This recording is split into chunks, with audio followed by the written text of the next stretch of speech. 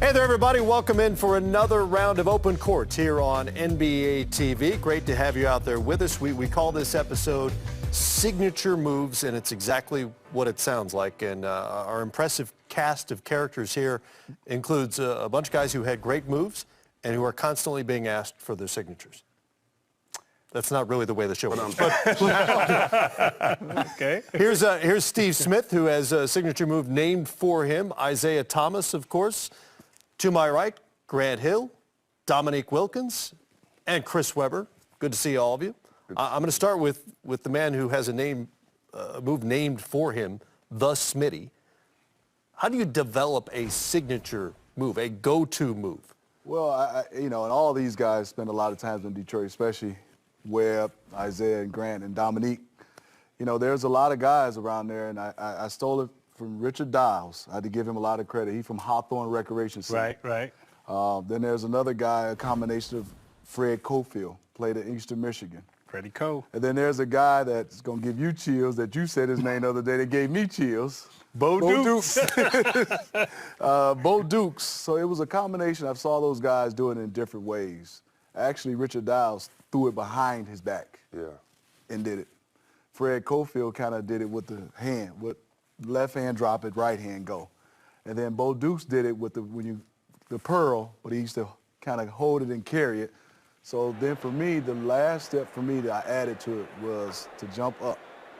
And if you're guarding a guy and you see a guy in the heat of the matter jump up, but when I land, I went. So that was kind of where the mixture, the gumbo of that move came from. But tell them about when Richard came out of the stands. Richard Dials is from Hawthorne Recreation Center in my neighborhood. Well, they wrote an article in Sports Illustrated about my move. They didn't name him. I did.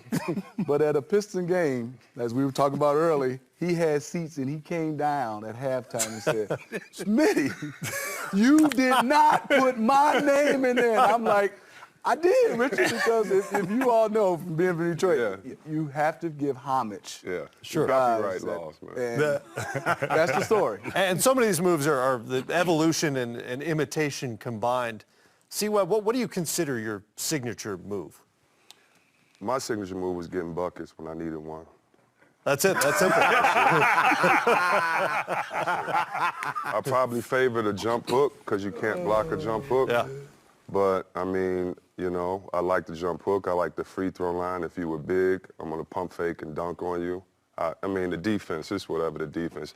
If Isaiah's checking me, I can't drive by him, so my signature move needs to be a jump hook. If it's a center or Sean Bradley or a big man in Mutombo, I'm going to take you outside, show you I can dribble, cross you over, still one of Grant's slow crossover moves that he sped up, or an Isaiah dribble move.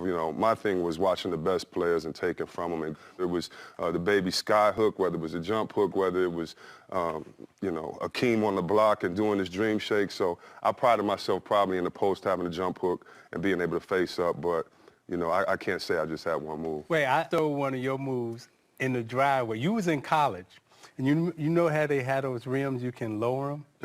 So after you dunked at Duke in Michigan, remember you had the ball head and you dunked, then you... I remember, unfortunately. Right after that, right, we had the little rim in the driveway, and you can lower it down. And I would lower it down to like 8.5 feet. And I would dunk and I would do the Chris Webber. I give him a meme. But see, that's what I mean about signature moves, because it's like, I do a move, but you remember when Isaiah got the air one at the Palace and then ran around with the ball? How many times have we stole somebody's celebration? Like, I remember hitting a jump shot and jumping up and doing the Jordan, when he jumped up and did it. So, yeah, I think, signature moves is something that's so dope, but everybody has a signature move. I was saying before the show, my signature move from Dominique was walking pigeon-toed into parties. Straight up, because I wanted to be the man. Like, I knew Neek was the man. I knew, of course, I tried all the Neek dunks, and he got cheated. It was a sexy wall. Yeah, exactly. right. And it was Neek and Big Daddy Kane on my wall, so that's who I am. For you, I wore 21 because of Dominique Wilkins. And I always told you. And Brooks. That's right. You told me that. I wore Brooks. I wore 21 in college because of Dominique Wilkins. You had signature moves we couldn't do. Right. It was impossible. Yeah, unless a Nerf rim. I used to try it now. I put it here and then Yeah. throw it at the backboard. But I will say, Neek, that one signature move when you go ahead. Yeah, when he did that was my move. When he hold it and stutter. That was all Wait, about. you're missing the one thing when he was holding and stutter. He didn't really have a move. This was his move. He went to his left hand like And keep going. because he couldn't go left, right? So he would give his move. No. Let me tell you. See, I could go left, but they couldn't stop me from going right. Okay, so why make it hard on yourself? Why make it hard on yourself? You know what? But you know, you used to, I always wondered, why would you do that all the You time? might be moving him out I the was way. making sure that that my teammates didn't come on this side of the floor. Stay where you at. I'll get to you if I need you. But, you know, my signature move, again, and it was a lot of things I like to do. One of the things I did is I took a move from Earl to Pearl Monroe. I watched a tape of Earl to Pearl where he spent the ball outside of the baseline and it never hit outside. It came back in bounds. And I'm like, man, that is a hell of a move. So I practiced that move over and over again until it became my signature move. And then I incorporate that with the off-balance bank shot off the glass.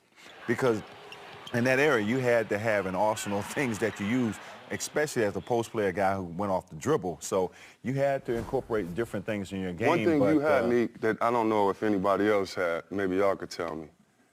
In high school, I used to try this when I was really athletic. How the hell do you follow your own shot and tip dunk? Because you know what? I knew I would miss a shot. I knew when I would miss it.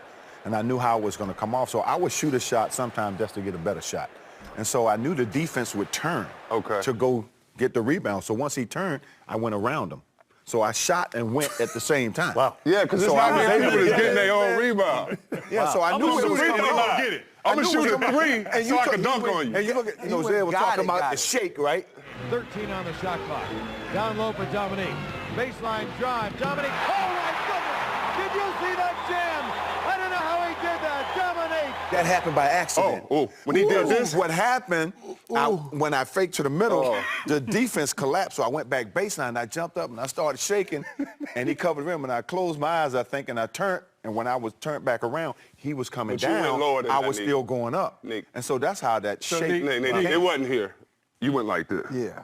Well, yeah, it was down a little lower. But you know, Bob Lanier didn't speak to me for 9 years. And I was still Bob going Lanier up. wouldn't speak to you for 9 years? He didn't speak to me for 9 years. And I said, I wouldn't this have is funny, either, Nick. because after we retired, he said, I just started speaking to you now. I said, why? He said, when I went home and my kids had to say, why did you let that skinny kid, Dominique Wilkins, dunk embarrass you like that? He said, I hated you. Grant, how much of your go-to stuff evolved from other people's moves? For me, it was the crossover move, wanting to be a guard and really using it as a weapon. And really, you know, I only had two moves. It was the crossover, and if you were waiting on it, then I would and keep going. And some people might say it was That's a all carry. you need. That's all I did. That's all I really did. But I could get to the hole, and that was my game. And then as I got older, kind of the hesitation crossover into a mid-range shot. Jason Kidd, at that time, to me, had the best crossover and best game. And if you look at his stats, he almost averaged a triple-double. It was because he could take you to the post, he could shoot. But that crossover, he could say, be all modest, I was left, it was this and that. But really, when you're in the position, which way is he going to check him? That's when he But freezes you know what's you only funny? need that. I appreciate that. It's funny, you know, I didn't realize it, but I would kind of just get the ball and go through my legs to start it, you know, and I didn't realize till I got older and I was in Phoenix and I was doing some drills with Goran Dragic, and the coach said, let's do the Grant Hill move. And I'm like, you know, okay, what's that? And he said, you know, you go and you go through your legs and you hop a little bit and then you make your move. And so I was like, oh, okay, so, you know, these guys now watch that and remember that. I didn't even, subconsciously, I just did that. You didn't know you had a signature move. I thought it was the crossover, but I did go through the legs to kind of set everything Cross up. hezzy hop. It was just to kind of set up. Cross hezzy hop. Yeah, Coming from It's Chicago, kind of a rhythm thing. I knew I had a signature move. And actually, it came from my brother, my older brother, Larry.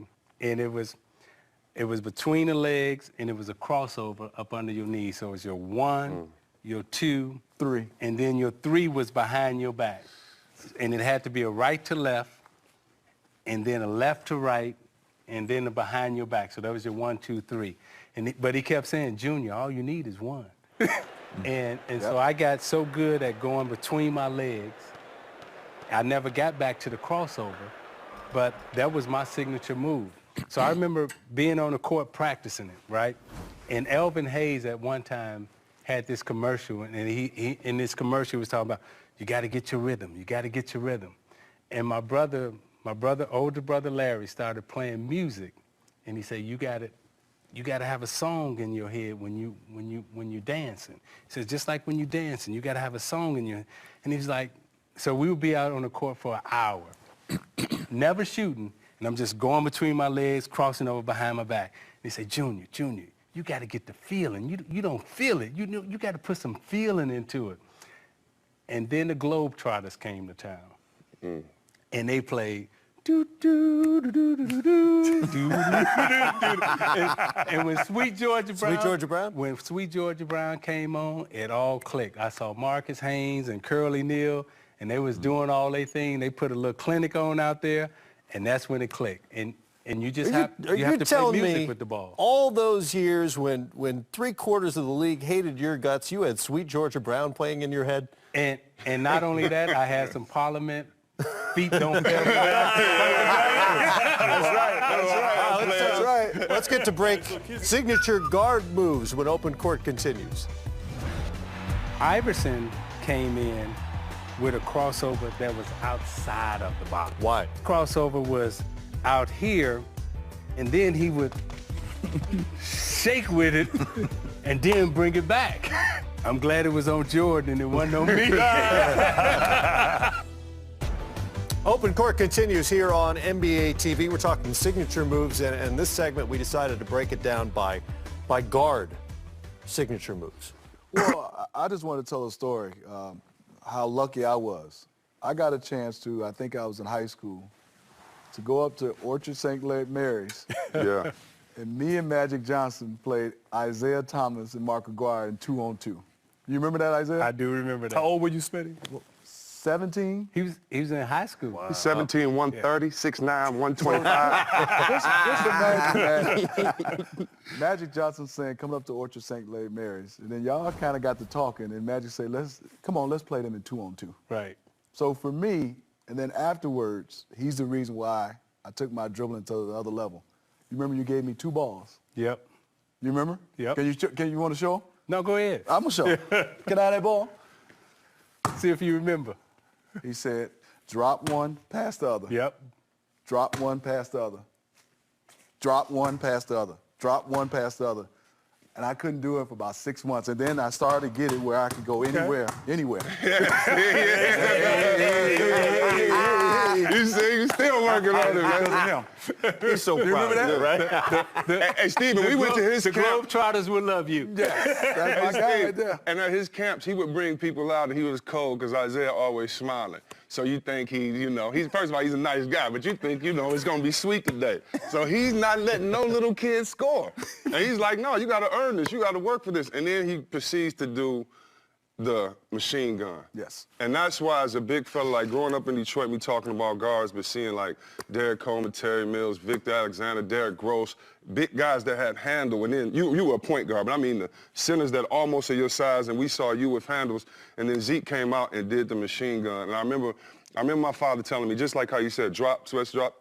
He said, 99% of the kids in here are not going to listen to what Isaiah said. Are you going to be one that listens? Yes. And I remember looking at him going, okay, Dad. And I remember seeing him do the machine gun, and I'm not lying. It was a blur. He went off slow. He go, bop, bop, bop, bop, bop, bop. This is what I want y'all to do. Then he starts going faster. Then it's like, to the point where every day, everybody on our block, I'm not lying, for the whole summer, through vacation, Bible school, through school, everything, all the kids on the summer got a grip. Super Grip came out ball from my pops, and everybody just out there all summer trying to make it look like a blur. And those are kind of things that separate information, like what kid is going to see this show and go drop it, or are they going to go to YouTube and go like this when you can't do this unless you drop it first. That 2-on-2, I was trying to guard Isaiah, and Zeke was, you wrong. I just want to tell you that. Because he would be standing there, and I'm in my stands, guessing, and he'd be talking and Mark, and then his through the leg was the hardest, tightest, quickest. Yeah. It wasn't like me and Magic was sliding our feet that much, but for Zeke to have a guy that could just stand there, everybody went through their legs, but to me, you got space. That's when it's not the greatest. You're through the legs, and it's here and gone. Was the best I've seen ever. Well, let's talk crossovers. That's the crossover. You talked about it a little bit, developing.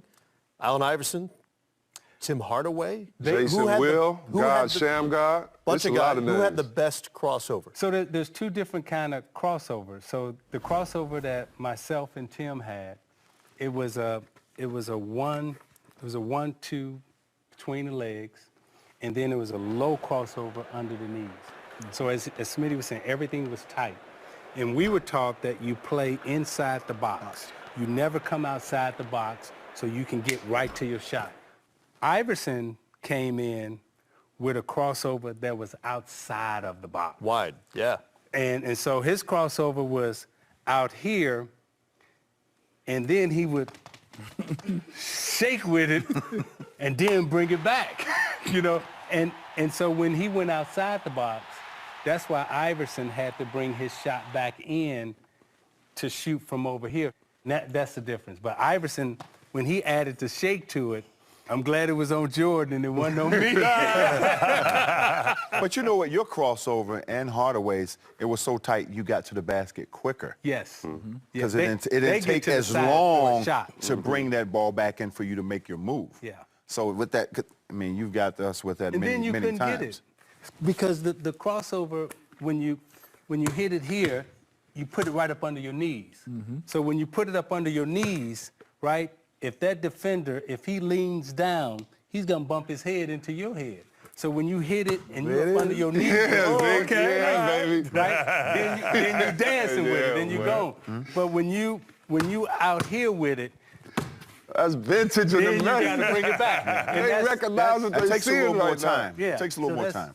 You know, that's- somebody that I like too, Chris Jackson, Raul, had that similar through the leg, bop, bop, and it was tight, Yes. right into a shot. Yeah. Quick as Sometimes curve. he would go and then he'd ball fake and kind of watch you go by. Oh, he go. Yeah. But his was in that mold that Yeah, you're when talking you stay about. tight with it. I played with Rod Strickland, man. And it's funny, like, what people that watch basketball think and then people that play basketball think. So you would think like this, you'd have to go here, but like Isaiah said, you keep it tight so you can get to your shot. It's a method to the madness. I remember no one ever being able to check Rod Strickland, and he did not have a jump shot. That's true. So to me, it was like he was one of the best finishers that was short, and his handles, it looked like he couldn't handle his handle, and he never lost it. I remember Muggsy Bogues coming to me going, damn, he can dribble. And I remember all the point guards saying, I'm tired of Muggsy Bogues chasing me up the court.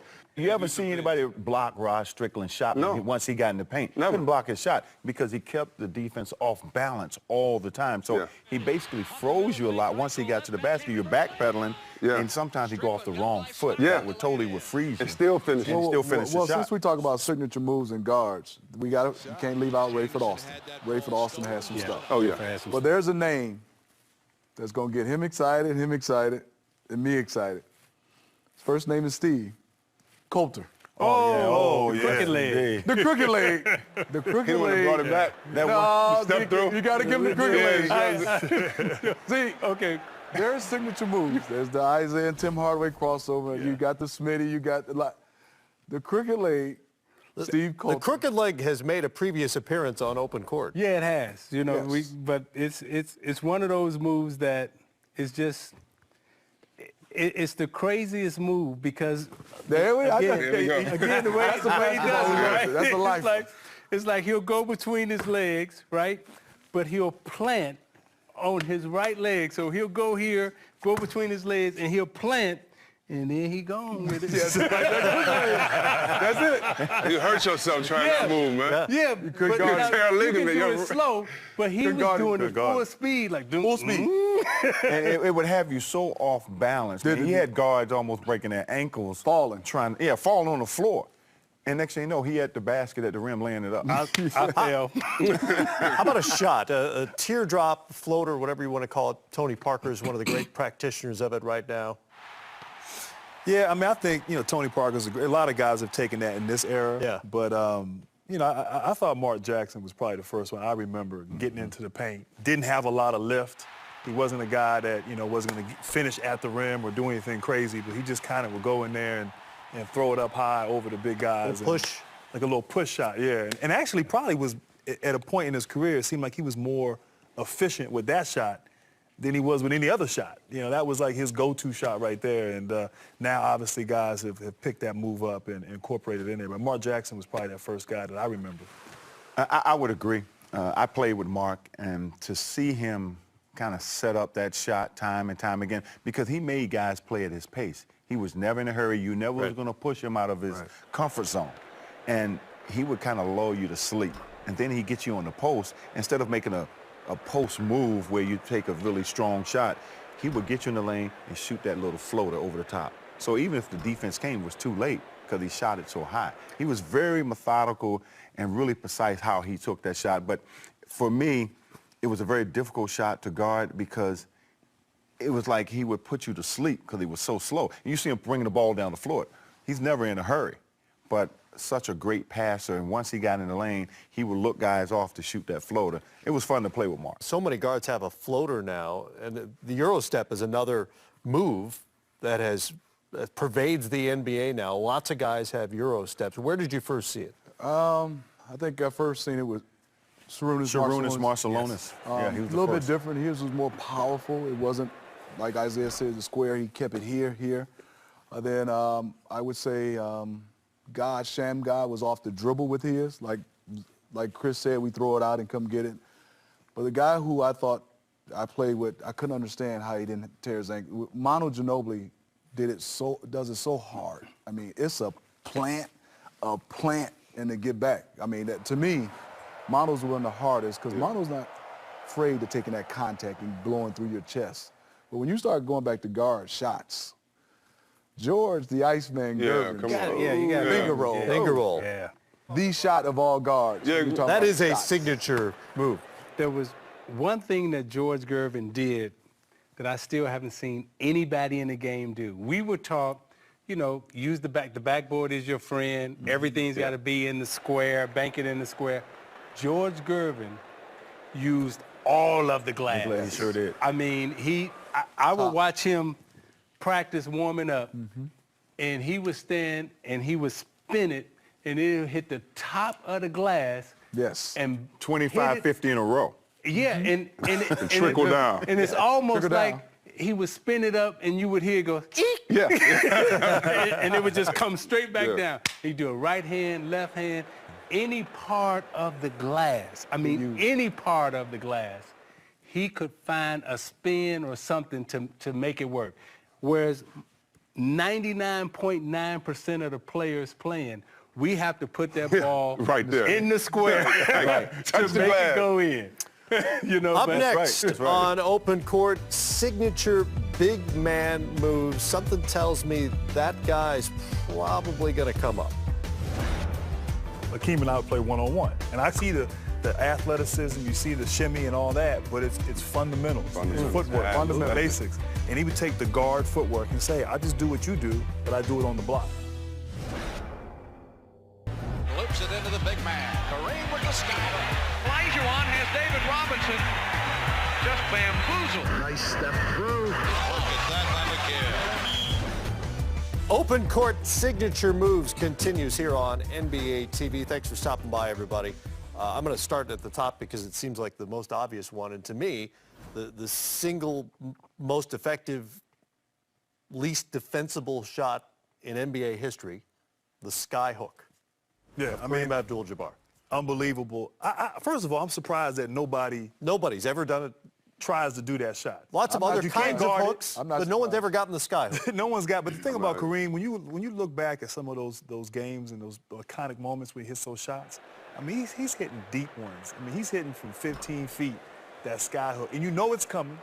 you know what he's going to do. You know, he's going to give you a little shoulder or whatever, but he's going to that sky hook. And I don't know if there's ever a play or a shot in the history of the game that that scored, one, as many points, and two, was just, you couldn't guard. You couldn't guard it. And, I mean, I'm just surprised that more big guys don't try to work on that shot. I know it takes a lot of finesse, a lot of touch, but, I mean, it's one of those things that I'm even thinking, why did I work on that? I mean, that shot right there was unbelievable to defend.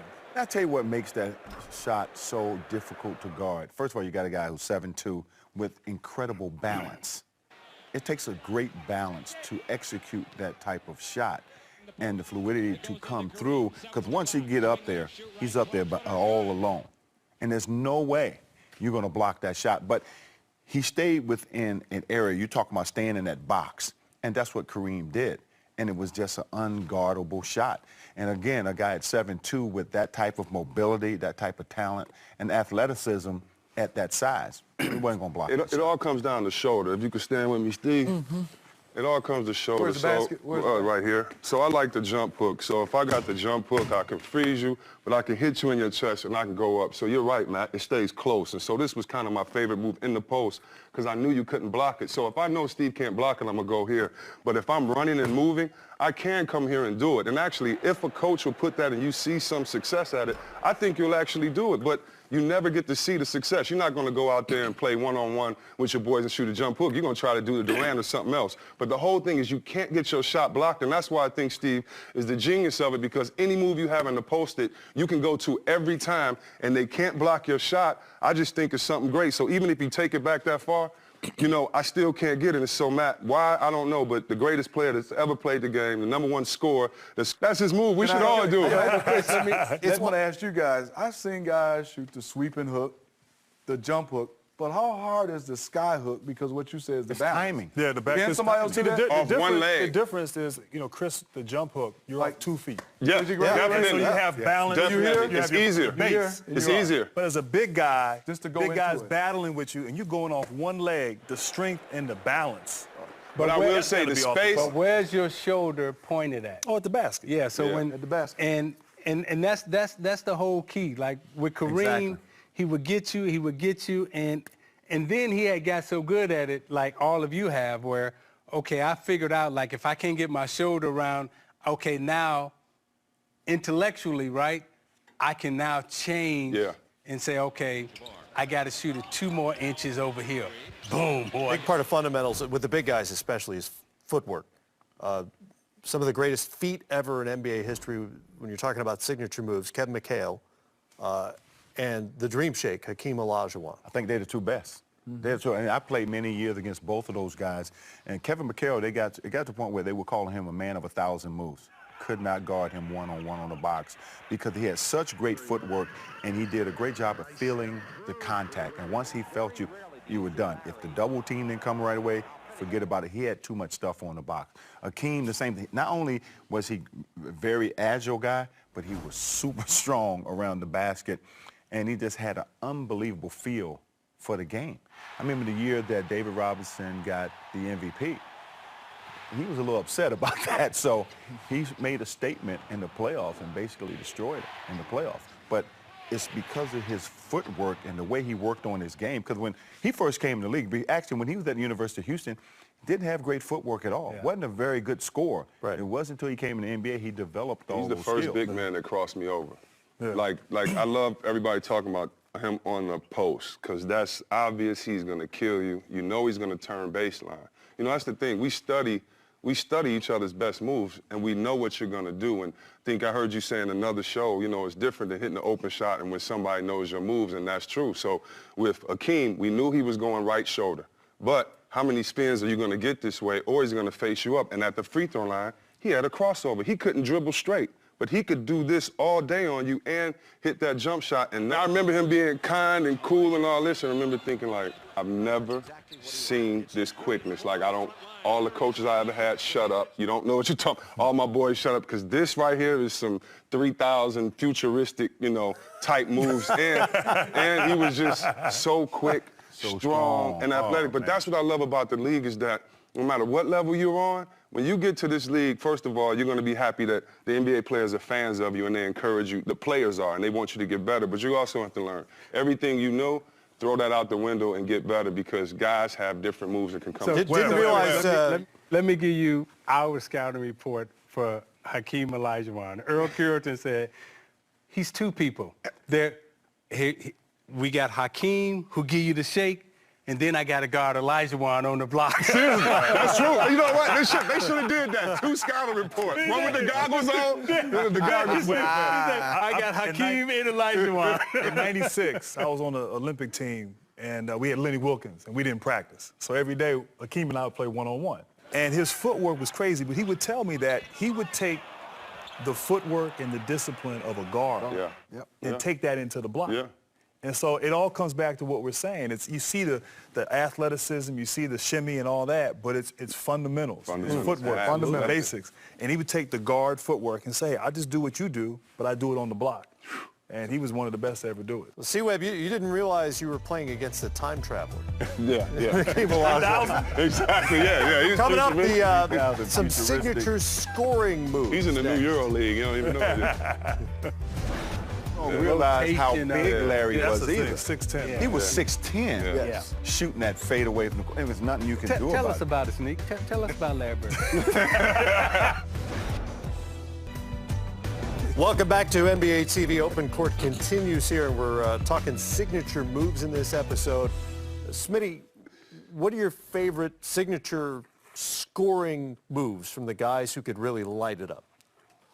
Well, for me, Hakeem Olajuwon down on the block, watching him bang you and get that separation and then react on what you've done was Hakeem Olajuwon's move down there. And then the James Worthy spin. For some reason, every time I did it, they called travel. The James Worthy quick spin, Negan. I know you guarded him. Hey, it was so quick. It was so quick. For the bigs. He would basically get the ball in the low block. And soon as he feels you, any type of touch, he was gone, baseline. It was so quick you didn't have time to react. But as quick as his spin was on that box, the guy, and I've never feared anybody I ever played against, there's the one guy that scared me, and that was Bernard King. You could not guard him on the block. It was just impossible because he would turn to his right shoulder. When he would shoot, he never extended. He stopped here. So you couldn't block his shot. You look up, he's got 40. Oh, it was, and the thing about Bernard, they used to tell us, you got to meet Bernard at half court. I'm like, I'm not meeting him at half court. Well, I found out real quick what they meant because he was gone, you know. So I had to start to meet him at half court because once he got ahead of steam at half court, it was too late. There's nothing you can do about it. You know who I used to, I'm going to throw a name out that I used to love to see him play as a big man. And I'm going to say this name, and all y'all going to go, yeah, the Sigma move. I was thinking, I was just about to say. Yes. But Jack Sigma, when he was with Seattle and then, Milwaukee, and he would turn around on the block and give you that. Without Sigma, it's no Tim Duncan move and it's no Karl Malone move. And that's where they would get you. It's all spacing. You didn't think Karl Malone was going to go by you and dunk on you in the post. He wasn't that type of player. But you knew that he wanted to get to the free throw line plus 10 times a game. And if he hit you with that shot first, the first minute you just down, he hit you with the shot, now you think it's coming all night. But it's off the reverse pivot. And depending on what side you are, if you reverse pivot, you can just swing right into the post and dunk on people. So a lot of my post moves, and it's funny because you would hear commentators say, oh my God, he has to get in the post. It's stupid, I'm in the post, I'm doing the Sigma, I'm facing up, and now I can either pump fake because this guy's bigger than me or drive by. But you're so right, Zeke. And Sigma was a great passer because that flare in the other corner, all I got to do is do like this. You're looking at me, the whole court comes over here to sneak it over there. So, yeah, the Jack Was he one of the Sigma. first bigs to face up? Was he one of the first bigs? Yeah, okay. with Seattle. I mean, and Lenny was coaching. They had Dennis Johnson, Gus Williams, downtown. I mean, and we had never, at least, as a little kid, I'm watching them in the final because everything we was were at tape the same delayed, age, right? so we... Yeah, so everything was tape delayed. And when that joker was catching it in the post and then turn it around and he would hesitate with it because it kind of freezes you, and you could never get to it, never block it. Or he would be like, okay. And then this other dude came in by the name of Larry Bird. and he basically had the Sigma on the perimeter. Right. He catching y'all, pressing him. He facing y'all up in the three. Yeah, just And a throwing it step up. back thrown in. Yes. Larry had the greatest step back I ever saw. You know, because he would give it to you on your left, and then he would step back and let it go. And then he had, again, every time I talk about his shot, you know, when you see a pretty ball rolling in the air, again, it's like it's telling the story in the air. And I see, mean, people don't the realize how rotation big of- Larry Yeah, was that's the thing, either. 6'10". Yeah. He was 6'10", Yes. shooting that fade away from the court. There was nothing you can do Tell about us it. about it, Sneak. Tell us about Larry Bird. Seems like you have some experience on this topic. tell us A about lot it. of experience. I give you a game. I give you a game. Well, Kevin McHale scored 57 one night. So Bird said, I'm going to break your record against Atlanta. I'm like, you won't get 55, not here, you know. Well, In New Orleans, New Orleans. Giving each other. Hey. some free chili. He got so hot in that game that you talk about that patented step back. He was doing that step back, and he switched it to his left hand 3 separate times in that game and hit a 3. He was scoring anywhere on the floor that he wanted. Is this when the I mean, bench it was giving unbelievable. each other five? And the bench was giving each other 5. So did you get in a fight with them after the game? Forget Larry. Did Well, you put beat it- anybody on the I'll bench? put it Because this way you here. giving 5, he's scoring on me. Every one of those You're on my guys team. got fined $3,000. Okay, good. I mean, I could not. I've never seen a guy get that hot before. They got fined $3,000, Yes. right? Yes. Now, we watching the film the next day, and we looking at everybody.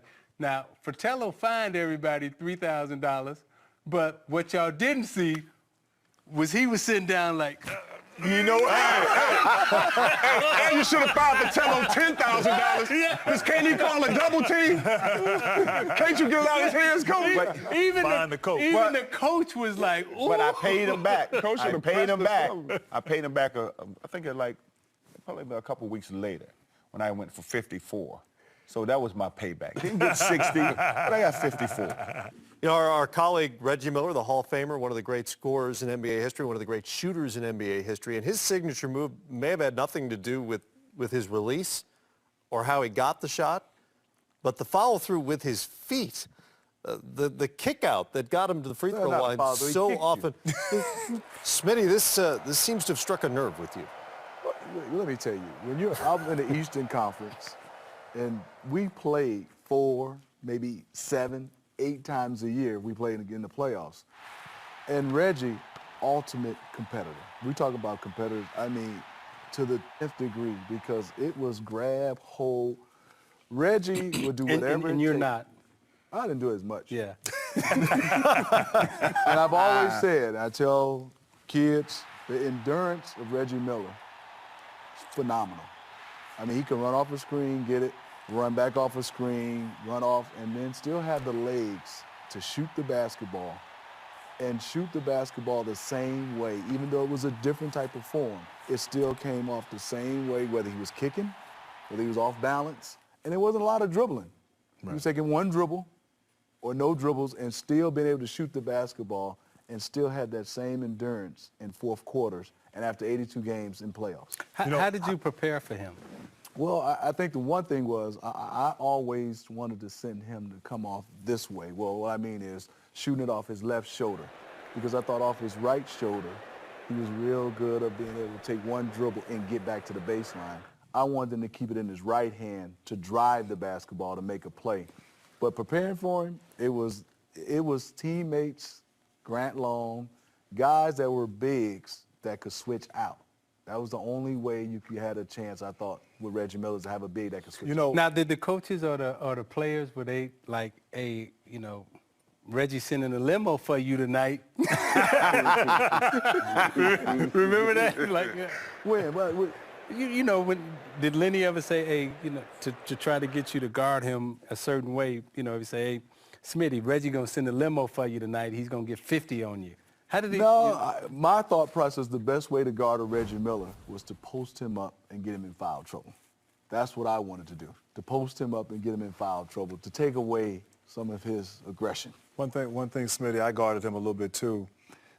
And because he wasn't one of those guys that had the ball in his hands and make a play, he came off of screens. You had to really be disciplined and focus and lock and trail.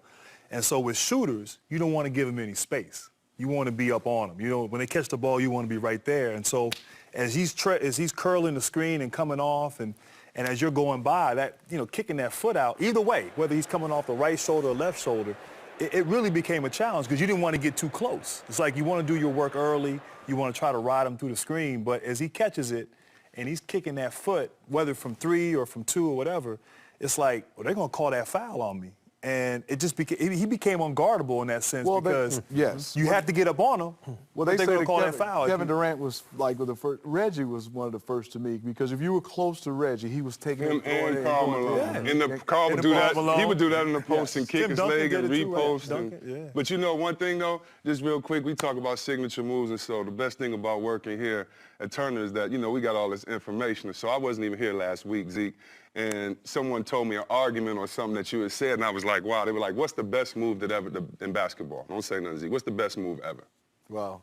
Yeah, you already. Oh, you were there. What's the best move ever? I know it. The best move. Yeah, it's tough. I just jump ahead because I'm thinking about all these moves. Yeah, I know it. It's the pump fake. Pump fake.